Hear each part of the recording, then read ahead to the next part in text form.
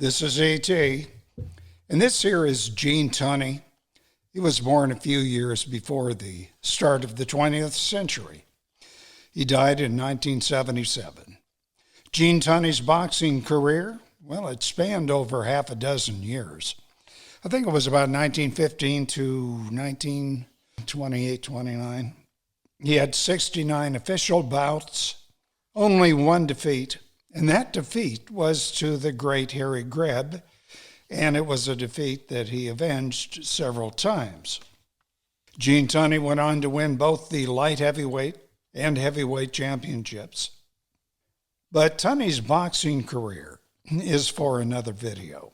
This one's about how boxing generally, and Tunney in particular, influenced the history of the mid to late 20th century right up to today. I'm talking about our culture and our politics, albeit he did this through his son, John V. Tunney. Gene Tunney, the father, Gentleman Gene, as he was billed, was the intellectual of boxing, in part because, well, he read books. He was a thinker, inside and outside the ring. Inside the ring, he employed a perfectly timed jab, very deft footwork, in such a way as to neutralize his opponent's strength and weight advantage, as he did 2 times against heavyweight champion Jack Dempsey.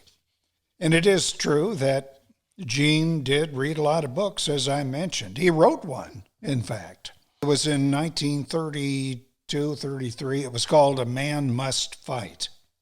And Gene Tunney, unlike Jack Dempsey, won accolades for his World War I service. He was billed as the Fighting Marine. That was after he enlisted as a private, although most of Gene Tunney's action was again in the boxing ring and not in the trenches. Now keep in mind, Jack Dempsey, who everybody reveres today, was very unpopular at this time because he was called a slacker. Somehow or another he avoided being drafted. After the war, Gene Tunney remained in the reserves. He rose to the rank of major. Later on, during World War II, after being asked personally by the Undersecretary of the Navy, James Forrestal, to accept a new commission, Gene supervised physical training of all the naval pilots. And by war's end, Gene Tunney, ranked just below a rear admiral, was in charge of all of the Navy's physical training programs. Let's go back to Gene Tunney as he was ending his boxing career in 1928. Although he was a favorite of many ladies, Gene Tunney saw his future in 1928. He opted for marriage with a socialite named Polly Lauder. She was, if I remember correctly, the granddaughter of the cousin of Andrew Carnegie. Peggy herself, very well educated and well connected, smart, and very rich. So the couple settled down on a farm, Star Meadow Farm, on quite a bit of acreage outside of the very posh Stamford, Connecticut. And it was there that they raised 4 children, the oldest of whom would be John V. Tunney, born in 34, and he's the subject of today's chat. John Tunney attended the very exclusive New England private schools. He went to Yale, The Hague, and participated in the international law program at the Netherlands. He went to the University Law School, got a degree there. His roommate was Ted Kennedy, the brother of Senator Kennedy and soon to be president, and himself, Ted, to become in the Senate one of the most revered and influential members. In 1959, John V. Tunney, with his law degree and license to practice law in Virginia and New York, joined the Air Force Judge Advocate Program. In 1963, John is qualified to practice law in California. He ran for office and represented the 38th Congressional District in the U.S. House of Representatives. In 1970, John Tunney won a U.S. Senate seat, again, California. He ran against a movie star and a pal of Governor Ronald Reagan, George Murphy.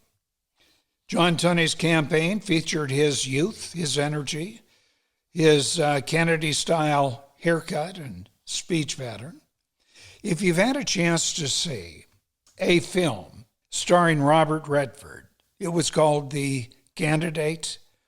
It is reported, based on the John Tunney campaign. But unlike the Redford character, John Tunney proved to be a politician with foresight and determination to avoid problems that would emerge later under both the Republican and Democrat administrations. We have the Antitrust Tunney Act of 1974. And as you know, that's being discussed today. Senator Tunney also introduced an amendment to cut money that had been allocated to a foreign government that was in a state of civil war. Does that sound familiar? In his case, it was Angola. Today, it's in 2022, Ukraine. Tunney favored actual diplomacy, something that Americans seem to have forgotten. As chairman of a judicial subcommittee on constitutional rights, John Tunney alerted the American people and promoted legislation regarding a growing threat to citizen privacy. This coming from new surveillance techniques, coming from the new digitalization of everything. Now, this was 1976, as the home computer revolution was in its infancy, decades before Americans ever heard the word internet, which makes this son of a former boxing champion the first public official to initiate legislation to study and propose laws to fight for actual citizen privacy.